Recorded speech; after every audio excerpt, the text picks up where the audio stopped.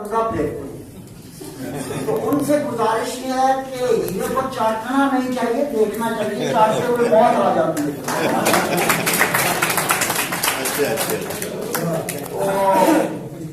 मैंने एक जगह लिखा था कि इस एहतमाम से पैकर तेरा तराशता हूँ, गुमान गुजरे के जैसे बना बना।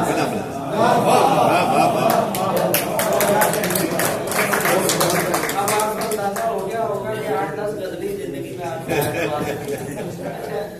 रिजवाना सैयद अली साहब आपको पूछना चाह रहे हैं। मैं पूछना नहीं चाह रही, मैं सिर्फ अपने भाई को खिरागे तहसीन पेश करना चाहती हूँ। 21 साल पहले जब मैंने इस्लामाबाद में कदम रखा था तो इन हलकों में मैं आई थी, तो मुझे अंदाजा हुआ कि सबसे ज्यादा काबिलियत और हर मौजू में बेतकान बोलना बिल्कुल ये अख्तर उस्मान का था। सही। और